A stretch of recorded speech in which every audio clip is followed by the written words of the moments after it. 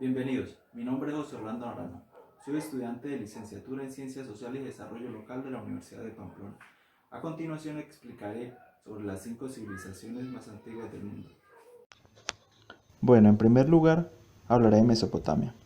Esta civilización se ubica en el creciente fértil, es decir, en medio de los ríos Tigris y Éufrates, los cuales proporcionan suelos fértiles para la agricultura.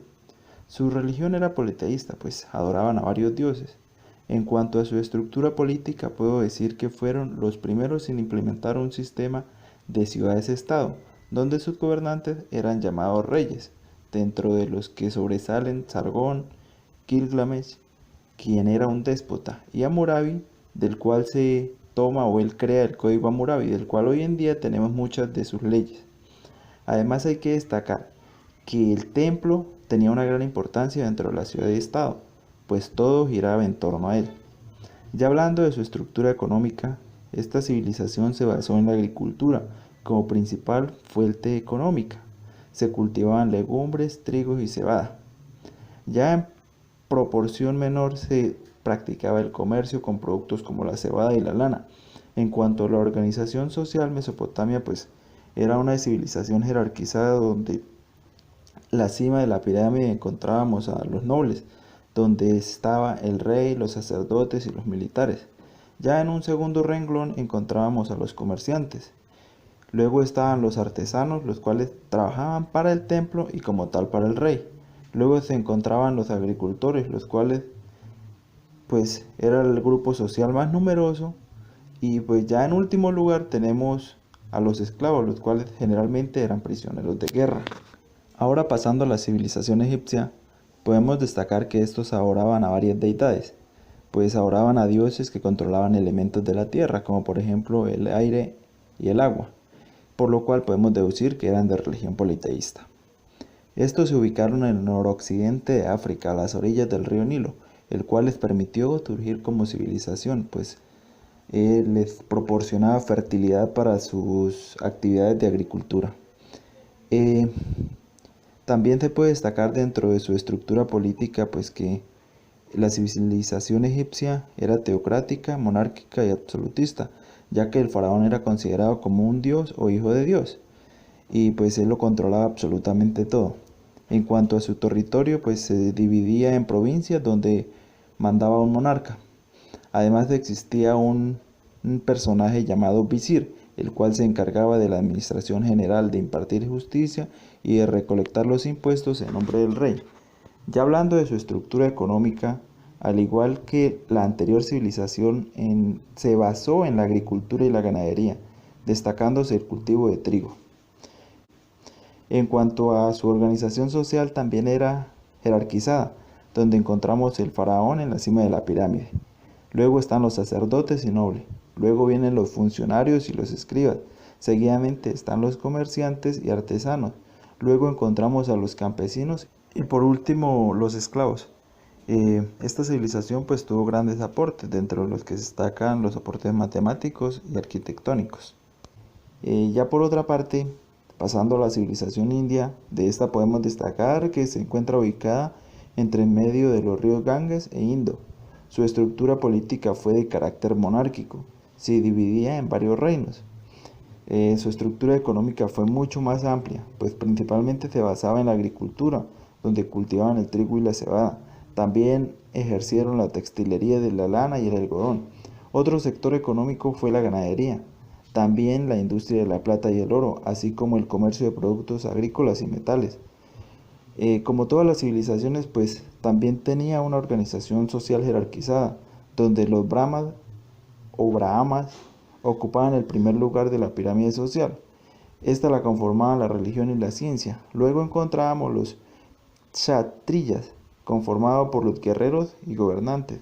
Seguidamente estaban los vaisyas, compuesto por comerciantes, artesanos y agricultores. Y en el último escalafón encontramos a los sudras, que ya eran esclavos. Bueno, ahora hablando de la civilización iraní, podemos decir que esta civilización fue una de las más grandes de la historia, puesto que ocupó 3 continentes: Europa, África y Asia. Esta civilización iraní pues fue de religión muy diferente. pues según los persas su religión se llamaba Zoroastrismo, pues que es una religión que creía en dos dioses. El uno era el dios Hormuz, que representaba el bien, y el otro era el dios Arimán, que representaba el mal.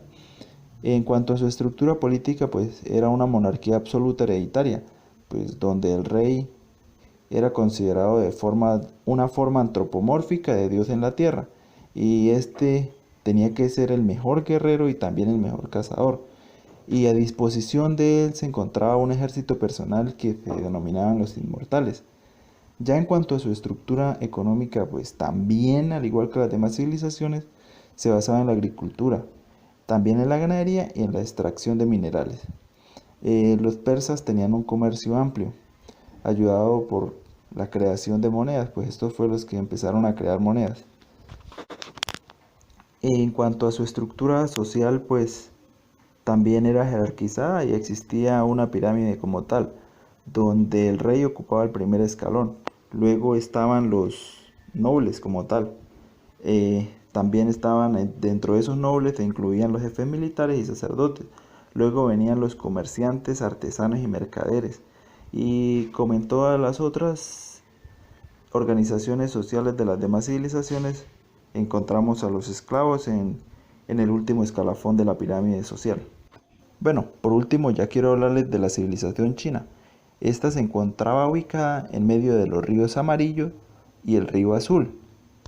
China fue uno de los imperios más grandes e influyentes de Asia, con más de 4000 años de existencia. Esta civilización construyeron diques y murallas. Una de ellas pues es la muralla china, que es considerada una de las 7 maravillas en la actualidad. Bueno, en cuanto a su organización política, esta civilización se caracterizó por las dinastías, las cuales estaban dominadas por un emperador que tenía todo el poder y la autoridad del imperio, y este era pues sucedido o heredado generalmente por un primogénito varón. Se destacan personajes como Qin Shi Huang, el cual fue el primer emperador de la dinastía Qin. Este emperador se caracterizó por crear un sistema centralizado para poder controlar todo el territorio chino. Bueno, ya hablando de su estructura económica, podemos decir que también se basó en la agricultura y pues principalmente cultivaban el arroz. También criaron algunos animales e iniciaron el comercio por medio de trueque. También se complementa con unas industrias como la metalurgia, que permitió la fabricación de armas y herramientas de bronce. Además, comenzaron a elaborar la porcelana y la seda, lo que permitió que el imperio, la civilización china, pudiera extender su comercio hasta el mar Mediterráneo. Ya en su organización social, pues podemos decir que también era jerarquizada y que estaba encabezada por el emperador, que era considerado como el hijo del cielo o el primer funcionario del imperio. Luego estaba la nobleza, donde se incluía la familia imperial, todos los terratenientes del imperio y los jefes imperiales. Luego estaba la burocracia, que eran los funcionarios del imperio encargados de algunas funciones políticas y administrativas. Seguidamente encontramos a los campesinos, comerciantes y artesanos, que eran considerados los dominados y se encargaban de las labores agrícolas y comerciales del imperio. Y pues en el último lugar estaban los esclavos. A esta clase pertenecían todos los prisioneros de guerra. En conclusión, estas 5 civilizaciones nos han aportado mucho a nuestra humanidad. Si nos damos de cuenta, ellas coinciden en muchos aspectos.